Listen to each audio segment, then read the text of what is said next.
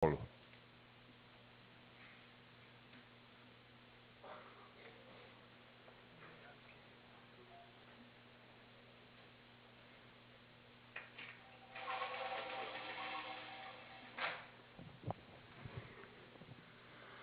Boa noite. Gente, antes de mais nada, vamos novamente esclarecer. Esse povo tem mania de me chamar de palestrante. Eu não sou palestrante. Apenas uma ameba que fala e transmite recado. Só isso. Pessoal, Jesus sempre falou que Deus é bom pra caramba. E a gente acredita. Mas uma vez Jesus também disse assim, que ele sabia que era muito difícil para a gente amar a Deus, porque nós não tínhamos um referencial dele. Como é a figura de Deus? Como amar, como sentir segurança numa figura que nós não temos nem como imaginá-lo?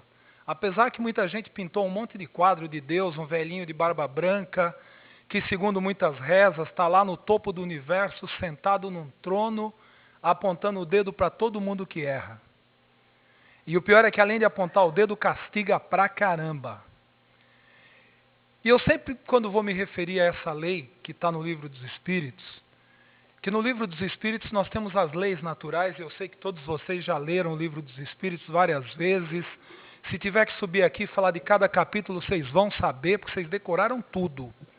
Só para lembrar, que lá fala das leis naturais, que são leis imutáveis. Então nós temos a lei de destruição, a lei de sociedade, lei de justiça, amor e caridade. E dentro dessas leis tem uma que é a lei de adoração. E aí, lembrando dessa frase do Cristo, eu falei, caramba, como adorar a Deus? Será que existe uma maneira correta de se adorar a Deus? Porque olhando nas ruas, a gente vê um monte de religiões, um monte de igrejas, e eu vou insistir até o fim que isso é benéfico. Porque cada ser humano vai estar dentro daquela religião que o seu coração consegue entender. Mesmo que ensinem muitas coisas que não tem nada a ver com a verdade, mas pelo menos essas pessoas estão dentro de uma religião.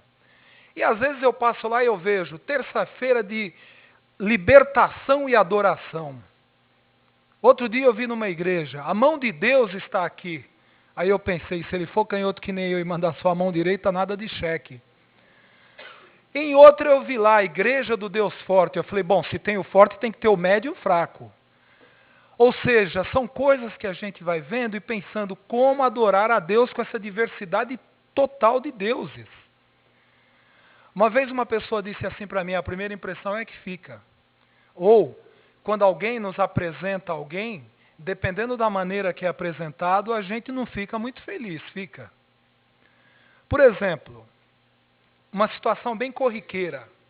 Quando a gente apresenta a nossa mulher, vou falar a nossa esposa porque no caso eu sou homem, né? Vocês já viram as maneiras com as quais muitos maridos apresentam as esposas? Tem uns que falam assim para os amigos, essa daqui é a dona da pensão. Pô, dona da pensão, o que os amigos vão pensar dessa comadre? E tem outros que ainda apresentam assim, essa daqui é a patroa. Agora, tem uma apresentação que é cruel. Esse tipo de apresentação faz a mulher ter uma transformação, ela tem uma metamorfose. Quando apresenta dessa maneira que eu vou falar para vocês, ela vira esposa tipo C. Vocês já ouviram falar desse tipo de esposa? É quando o indivíduo apresenta assim, essa daqui é minha véia. Na hora a comadre dá aquela olhadinha de lado que não precisa falar mais nada. E se o cara que apresenta a esposa assim for mostrar o quarto do casal, vai ter uma cama de casal e um cesto. Aliás, uma cama de solteiro e um cesto. Alguém vai falar, mas por que a cama de solteiro e o cesto? Ele fala, a cama de solteiro é minha, porque cobra tem que dormir no cesto. Porque dependendo da apresentação, a gente gera esse tipo de energia, esse tipo de pensamento. Quantas são casadas aqui gostariam de ser apresentadas como essa é minha véia? E o pior é que além de desmerecer a esposa, mata a língua portuguesa, né? Não é nem velha, é véia. E assim foi com as apresentações que fizeram de Deus durante toda a história do que nós conhecemos como cristianismo. Moisés, por exemplo, Moisés, por exemplo, apresentou Deus como um cara extremamente chato. Um cara que apontava os pecados dos seus filhos e não suportava quem errava. E isso tem até os dias de hoje, quando a gente ouve falar da cólera de Deus. Dá para imaginar Deus com cólera? Porque nós temos uma diversidade de deuses que daqui a pouco a Ultra Farma vai estar vendendo Deus genérico na televisão. Porque cada um vai ter o Deus segundo a sua maneira de sentir, de entender e de crer. Nós vamos ter Deus que vai ter que se moldar à fé de cada ser humano. E como nós temos uma baita diversidade de seres humanos, nós temos que nos centrar num tipo de posicionamento onde a gente possa pelo menos perceber a Deus. Porque Deus não tem atributos humanos. Eu sempre imagino a humanidade como uma loja de bolsas. Vocês já tiveram esse tipo de sentimento? Imaginar os seres humanos, a humanidade como uma loja de bolsa. Por exemplo, a gente entra na loja da humanidade e lá nós encontramos vários tipos de bolsas. Tem a mala sem alça, logo na entrada da vitrine. Na vitrine ao lado nós temos a maleta, mais para o fundo o porta-treco e à direita do fundo o porta-joias. Aí como que eu iria dar um exemplo de mala sem alça? Uma mala sem alça. Que a espiritualidade já prometeu, se eu me comportar na próxima encarnação, eu vou voltar com 2 alcinhas para ficar mais fácil carregar. Porque o pobre do meu mentor, ele é conhecido na espiritualidade como Mister Músculos, porque para carregar isso aqui não é fácil. E o que seriam os malas sem alça? São aqueles teimosos, que o tempo todo fala de Deus, fala que ama Jesus, eu amo meu mentor, amo a Joana, mas a gente continua teimoso. A gente quer adorar a Deus não de uma maneira que poderia ser percebendo a energia divina, mas do nosso jeito. Eu amo a Deus, vou tomar uma cachaça para comemorar. E tem também os maletas. Os maletas são aqueles que você olha para ele de manhã, você tem até medo de falar bom dia. São pessoas que já trazem dentro de si a negatividade. E aí procuram as religiões, e quando ouve falar que Deus é legal pra caramba, que Deus perdoa, ele fala, mas como é que Deus pode perdoar tanta gente que faz tanta coisa errada pelo mundo? Ou seja, olhando sempre a limitação do seu semelhante. Então ele não olha para dentro de si próprio. Ele não vê que ele se corrói com tanto pensamento negativo, que são frutos de tanto apontar o dedo nos defeitos do seu semelhante, e questiona por que eu tenho que amar a Deus se Ele permite esse tipo de gente no mundo ao meu lado. E tem os porta-treco. Porta-treco é aquele que só pensa o que não presta. É aquele que já acorda achando que vai ter algum problema grave durante o dia. E o ser humano porta-treco é aquele que quando vai no médico, o médico fala, olha, eu vou precisar pedir um exame para você. E antes do médico abrir o envelope, o cara fala, doutor, eu estou com câncer, lepra ou tuberculose? Porque ele carrega já essa negatividade.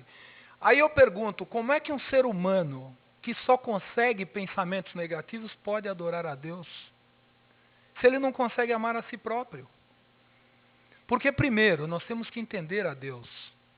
E aí vem o ser humano porta-joia, que é aquele que nunca vê o aspecto negativo de nada. É aquele que, por pior que seja a situação, ele sempre enxerga alguma coisa de positivo, sempre tira uma lição positiva. E nós somos um pouquinho atrasados em relação a esse pensamento, porque a gente tem mania de falar que ama a Deus, que adora a Deus, que ama a Jesus, mas 90% dos nossos pensamentos são coisas negativas. E quando alguém nos chama para conversar com a gente nunca imagina que é alguma coisa positiva. Muitas vezes a pessoa quer fazer um elogio, quer dar um presente, e a gente já leva aquele pensamento, ai meu Deus, lá vem bomba. Principalmente quando é cunhado. Há pessoas que dizem que Deus inventou o cunhado para a gente desenvolver a paciência. E o meu cunhado que o diga. Então a gente sempre começa a classificar. E muitas pessoas acham que Deus também faz isso, que classifica aqueles filhos que Ele vai amar mais e aqueles que Ele vai amar menos. E no mundo atual, nós já deveríamos estar um pouquinho melhor preparados para esse quesito da lei de adoração. Será que nós adoramos Deus decorando a Bíblia, por exemplo? Ou será que nós adoramos Deus frequentando religiões? Porque uma coisa que eu sempre questionei é esses nomes que nós arrumamos, tanto para Deus quanto para o segundo as pessoas, para o inimigo de Deus, que apelidaram de diabo, demônio, satanás, cramunhão. Houve uma época que chamavam o diabo de canhoto. E eu tive azar de nessa época estar na escola. E você não podia escrever com a mão esquerda, e essa coisa aqui é canhoto. E toda vez que eu ia escrever com a mão esquerda, a professora tome uma reguada na minha mão. Aí um dia eu falei para ela, mas por que você bate na minha mão quando eu estou escrevendo? Ela falou, porque é errado escrever com a mão esquerda, não agrada a Deus. Aí eu falei para ela, mas se fosse assim, por que a gente nasce com 2 braços? Aí ela nunca mais me bateu. Porque são crendices. E a gente, quando traz essas crendices, a gente fala, poxa, Deus castiga. E tem muita gente ainda que fala assim, eu não consigo adorar a Deus porque eu não sei rezar. Eu não aprendi a rezar, eu admiro quem sabe rezar, quem sabe orar, quem sabe fazer uma prece. Todos aqui sabem rezar?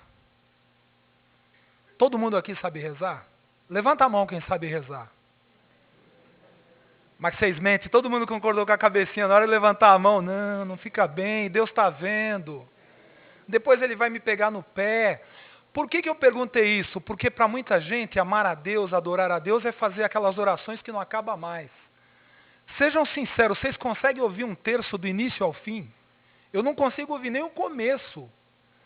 Porque na 40ª Ave Maria, a pessoa que está com o terço na mão já está pensando no jogo do Corinthians, na Libertadores, na Copa do Brasil, e está lá, Ave Maria cheia de graça. Ou seja, não é a quantidade de preces, é o sentimento. E o mestre uma vez ensinou uma coisa tão linda disso, de adorar a Deus pela prece, que é um dos melhores canais de ligação com o Pai. Ele disse que entrou no Templo de Jerusalém um publicano, que era a raça mais odiada por eles, que era um judeu que cobrava impostos, e um fariseu, que os fariseus eram intransigentes na defesa da religião judaica. E Jesus disse que o fariseu ficou em frente ao Santo dos Santos, porque eles não tinham imagem, tinham um véu, e eles sabiam que ali dentro estava a Arca da Aliança. E o fariseu começou, meu Deus, eu sou um homem bom, eu não tenho ódio de ninguém, não tenho raiva de ninguém, pago o meu dízimo do templo, faço minhas abluções diárias, cubro a cabeça quando vou fazer a minha prece, eu não tenho raiva de ninguém, todos os meus vizinhos gostam de mim, eu sou um homem que trabalho, sou extremamente honesto, minha família me ama e eu sou um ótimo pai de família. Se esse cara falasse mais 5 minutos, Jesus ia ajoelhar e falou, amigo, dá uma benzida aí que você é melhor que eu, cara. E Jesus falou que o publicano simplesmente nem levantou a cabeça, ficou com vergonha, falou, meu Deus, me perdoa porque eu sou um pecador. E o mestre perguntou, qual das 2 preces, orações, reza, o nome que se dê, que foi mais agradável a Deus? Qual das 2 vocês acham que foi? Porque, gente, o fariseu não foi lá para se ter uma atitude de humildade diante de Deus, ele foi falar das qualidades dele, o cara foi procurar promoção pessoal diante de Deus. E a prece tem que ser igual o outro fez, meu pai, eu sou errado, me ajuda, me perdoa, me ensina um caminho. Prece é isso. Existe uma história sobre prece muito legal, que eu acho que vai dar tempo. Essa eu ouvi de um padre maravilhoso chamado Padre Léo. Ele falou que tinha uma senhora, e ela tinha uma filha muito doente. E a menina sofria muitas convulsões e muitas dores, ela tinha um problema de articulação muito sério. E além da convulsão, as dores, e a mulher não aguentava mais, coitada, ela ficou desesperada. Um dia ela saiu de casa, morava lá no interiorzão de Minas, saiu de casa tentando arrumar alguém que tivesse um veículo que pudesse levar a filha dela para o hospital para tentar uma ajuda. E ela saiu andando a esmo pela estradinha que saía da casa dela. Quando ela se deu conta, ela estava no vilarejo próximo, do lado do mercado municipal. Mas já era um pouquinho tarde, o mercado estava fechado e ela não viu uma alma na rua. E ela escutou um barulho dentro da igreja. E a igreja ficava bem de frente ao mercado, subia um pouquinho uma ladeirinha, como dizem lá em Minas, uma escadaria, ela entrou na igreja. E ela ouviu que aquele som que ela estava escutando eram alguns jovens da comunidade da igreja, do grupo carismático, que estavam ensaiando as músicas que eles iriam cantar na missa do domingo. E ela achou aquelas músicas tão bonitas, e ela se sentiu meio um pouco em paz da sua aflição. E ela sentou no primeiro banco, e eles ensaiando do lado do altar. Aí, num determinado momento, um dos rapazes falou, olha, antes de continuar a ensaiar os hinos, vamos orar. Aí todo mundo se deu as mãos, aí convidaram ela e cada um fez uma oração. Aí chegou a vez dela. Aí ela pensou, e agora? Eu não sei rezar como esse povo reza. E ela sentiu um impulso, ela começou. Olha, Jesus, você sabe que a minha filha está muito doente, né? E olha, está muito doente mesmo, e só você para poder me ajudar. E olha, Jesus, eu fiquei sabendo que você fez umas curas tão grande, tão bonita, que você bem que podia curar minha filha tão doente. E olha, para você é tão fácil que você ia num pé, voltava no outro, nem ia dar conta que você saiu da igreja. E eu não moro muito longe, Jesus. A essa altura, a molecada que estava ouvindo, uns já estavam morrendo para controlar o riso e outros indignados. Isso é maneira de se dirigir ao nosso Senhor Jesus Cristo? Como é que uma pessoa se refere ao nosso Senhor, chamando ele de Jesus, ainda com essa linguagem totalmente errada? E a mulher não estava nem e continuou. Olha, Jesus, eu sei que você vai me ajudar, eu vou até te ensinar o caminho de casa. Você desce desse altar, vai ali para a porta da igreja, não tem a escadaria, você desce a escada, passa por detrás do mercado, pega aquela estrada de terra. Ih, Jesus, agora que eu reparei que você está descalço, mas o chão não é de muita pedra não, você vai conseguir andar numa boa. E olha, você vai andando, você vai andar uns 2 quilômetros. À direita vai ter uma fabriquinha que vende queijo. Lá você não precisa entrar, porque a Gertrude e o Belarmino, eu sei que eles estão muito bem de saúde, mas se você quiser dar uma bençãozinha rápida, tudo bem. Logo depois, Jesus, você continua pela picada de terra, vai ter um matarelzinho em volta, mas não se assusta não, que lá não tem cobra. E você continua subindo, vai chegar numa bifurcação, vai ter a escola de Santo Antônio, bem na sua frente, quase do lado esquerdo, na divisão da estrada. E como eu sei que os seios Santo Antônio são assim, você não entra, que senão se começar a prosear, você não cura minha filha. Aí depois que você sair, Jesus, continua andando. Anda mais ou menos um meio quilômetro, vai ter outra bifurcação. Você vai olhar à sua direita, você vai ver no alto do morro minha casinha. E olha, Jesus, a casinha é simples, mas é tão bonitinha, porque eu trato com muito asseio. Até porque eu quero a cura da minha filha. Jesus, só que eu tenho que te contar um segredo. A porta está trancada porque eu morro de cuidado da minha filha, tadinha. Ela é muito doente. Então eu vou te contar um segredo. Quando você chegar lá, não bate na porta não, que ela acha que ela vai estar tentando dormir. Você pega a chave que está no vasinho, que tem umas plantinhas que eu ganhei de uma amiga minha, e a chave está dentro do vaso. Você pode entrar, que lá você é bem-vindo. E aí, quando ela terminou de falar você é bem-vindo, um dos rapazes falou, olha, dona, a senhora me perdoa, mas primeiro que essa tua reza está muito longa, e não é assim que se fala com Jesus dentro da igreja. A senhora quer matar a gente de vergonha. O que Jesus vai pensar da comunidade dessa igreja permitindo que alguém reze desse jeito? E aí ele convidou ela com aquela delicadeza a honrar a igreja com a ausência dela. Quando ela estava saindo, ela pensou, gente mal educada, não deu nem tempo de falar para Jesus, tinha café em cima do fogão e um bolo de milho embaixo. Aí ela saiu. Só que ela estava com o coração mais leve, aquela angústia já não estava mais. E ela pensou, eu vou para casa porque já é tarde, preocupada com a filha. E ao mesmo tempo com o coração aliviado. E ela fez todo aquele caminho que ela tinha ensinado para Jesus. Quando ela chegou em casa, ela percebeu uma luz por baixo da porta e pensou, pegou a chavinha que estava lá onde ela tinha falado, abriu a porta. Quando ela entrou, ela teve uma surpresa enorme. A sua filha estava sentada na cama, comendo um pedaço do bolo de milho e tomando uma caneca de café quente. E ela falou, filha de Deus, o que aconteceu? Ela falou, mãe, aconteceu uma coisa maravilhosa.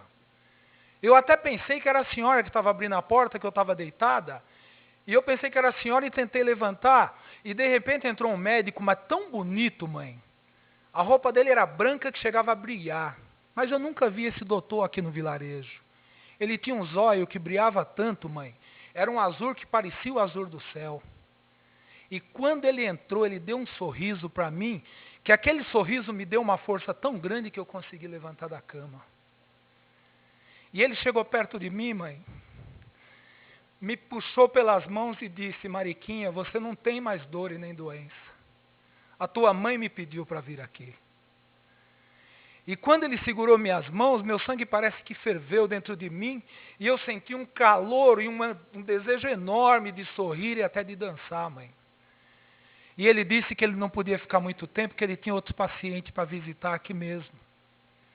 E ele me pediu para levantar, me deu um beijo tão gostoso na testa, mãe, e quando ele me abraçou, eu me senti transportada para um outro lugar. E quando eu acordei desse sonho, mãe, eu estava sentada na cama e sem dor nenhuma. Ah, outra coisa. Quando ele saiu e fechou a porta, ele abriu de novo e disse: fala para sua mãe que eu adorei a planta que ela tem nesse vaso. E quando a menina conseguiu se recobrar, disse: mãe, que planta é aquela? Ela falou: eu ganhei da mulher do prefeito, chama Lágrima de Cristo. E aí a gente fica pensando, será que precisa aprender a rezar, orar e outra coisa do tipo para se dirigir a Deus, para se dirigir a Jesus? Só que o problema é que o ser humano, ele quer aquele milagre imediato quando se refere a Deus. Tem gente que pede a cura da doença, só que muitas vezes quando a gente se liga a Deus, a gente percebe que o que nós achamos que é a doença, na verdade é o remédio. E que se Deus nos curasse no estalo durante um processo de adoração, nós não teríamos tempo de refletir sobre esse seu imenso amor e misericórdia, atravessando o processo que nós chamamos de doença. Nós nos desesperamos quando o médico abre o exame e fala: você está com câncer. Aí a gente pensa: esse câncer pegou o cara errado, porque eu não vou me entregar, eu acredito em Deus. Eu tenho fé, eu tenho esperança. Não é qualquer situação que vai me tirar do equilíbrio dessa fé.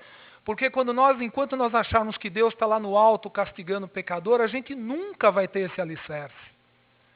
Agora, a partir do momento que nós vemos e sentimos Deus como Jesus nos ensinou, a gente passa a sentir essa energia maravilhosa. Quando nós nos assentamos, nos acalmamos e nos ligamos ao amor de Deus, nós sentimos de volta uma energia tão linda, tão benéfica. A gente se sente como a menina, filha dessa senhora, a gente se sente transportado para um outro lugar. E aí a gente percebe, o tempo todo essa misericórdia está me cercando, o tempo todo esse amor está me envolvendo, mas eu fico preocupado com tanta coisa que não tem valor nenhum, e eu não percebo esse amor. E é por isso que os seres humanos continuam a cada ano lotando as casas religiosas. Só que cada vez mais se deprimindo mais. Cada vez mais chorando mais. Porque a gente não consegue, às vezes a gente fala: quem sou eu para me ligar a Deus? Somos filhos dele.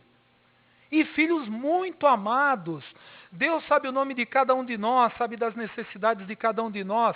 Mas enquanto a gente tiver vergonha de pedir, enquanto nós tivermos vergonha de nos situar com humildade diante de um Pai que nos ama, e esse amor é tão grande, eu sempre vou lembrar isso.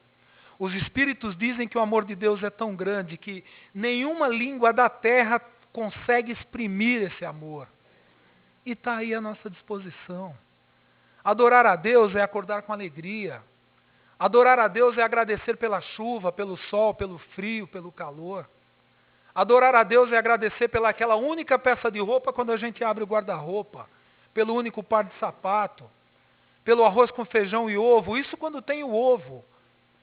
Adorar a Deus é agradecer pela família em que estamos. Porque muita gente diz: depois que eu virei espírita, eu descobri que existe reencarnação, minha família eu não quero nunca mais. Só que adorar a Deus é agradecer esta família, porque são eles que nós precisávamos reencontrar. E é essa misericórdia tão grande que permitiu que a gente se reencontrasse. E o pior é que se a gente não conseguisse entender nessa, vamos voltar de novo. Mas vamos aprender a ensinar o caminho a Jesus.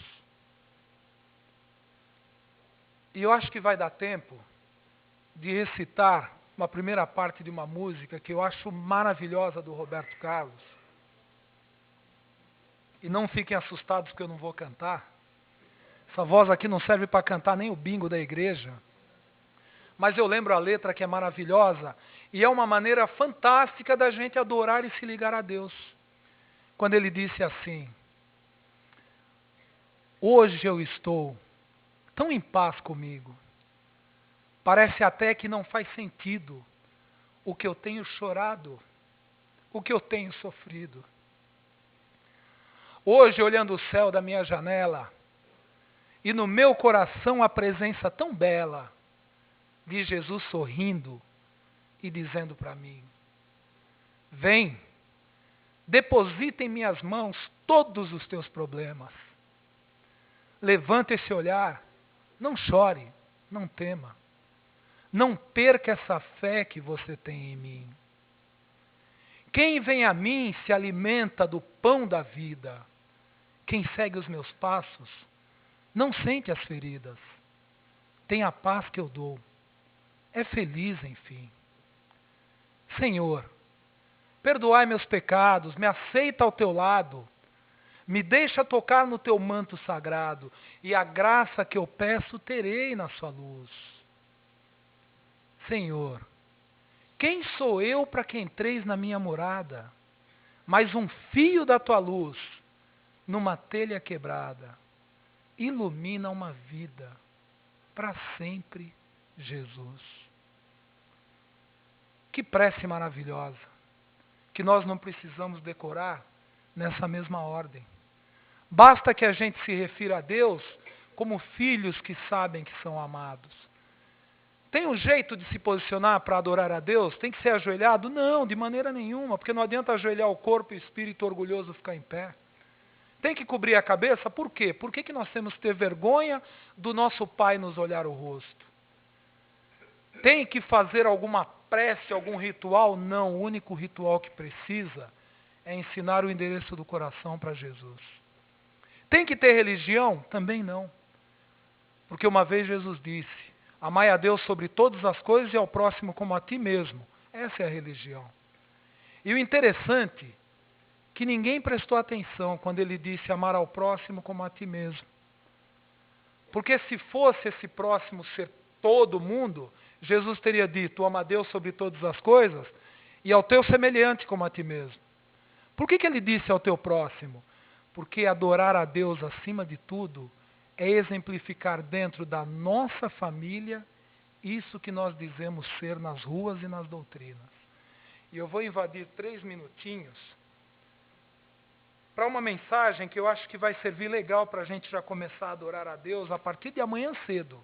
O ideal já seria a partir de agora. A mensagem chama Bom Dia.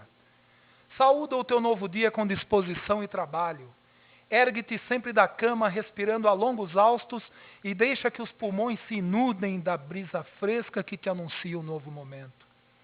Considera por alguns instantes a bênção de novamente poderes levantar e abraçar com carinho a vida que te é ofertada nesta nova manhã. O dia que te espera lá fora é sublime bênção do Criador a estender-te os braços, ofertando renovadas oportunidades de lutas. Alegra-te e pensa nessa misericórdia, podes levantar. Reflete um pouquinho, mas pensando sobre os teus objetivos para essa nova jornada. Põe-te de pé e vai estendendo o teu corpo, levemente, sentindo cada membro. Gira agora suavemente a cabeça sobre o pescoço de um lado para o outro, sente todas as articulações que te servem nesta hora. Estende os braços, trazendo-os verticalmente até a lateral do corpo, e mantém-nos estendidos por alguns instantes. Movimenta levemente os punhos para cima e para baixo. Agora, abre e fecha as mãos, distendendo com energia os dedos.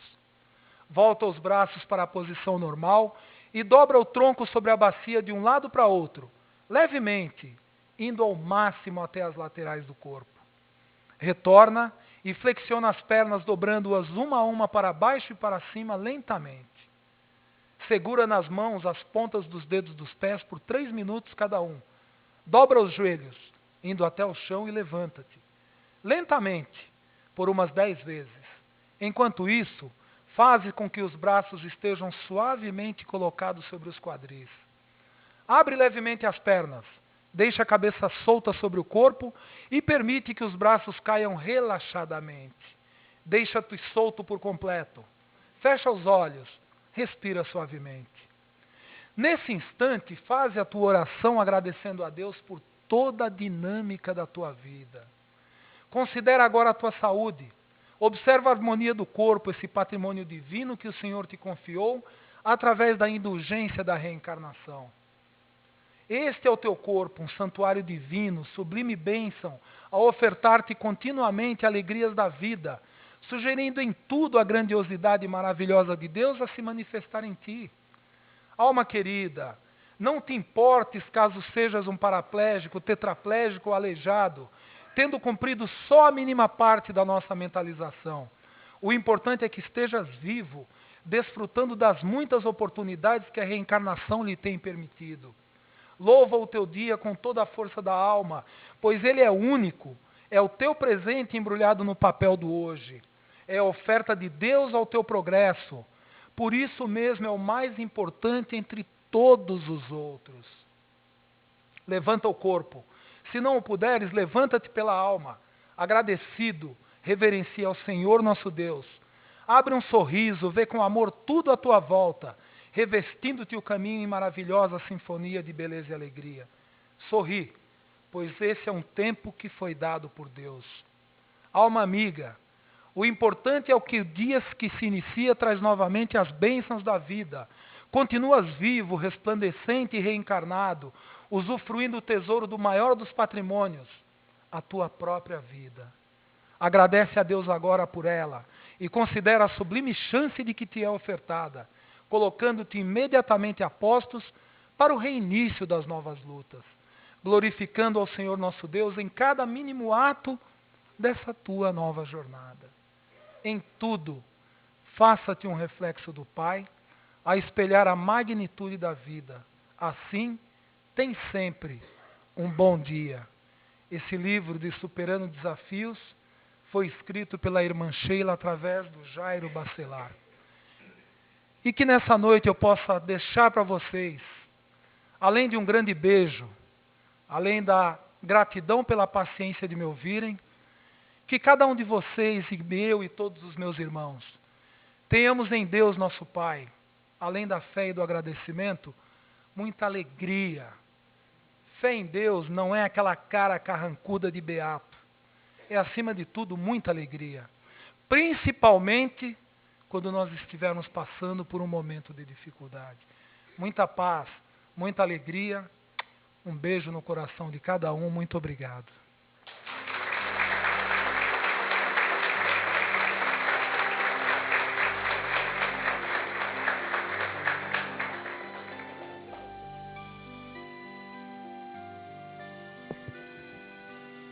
E mantendo essa vibração de amor,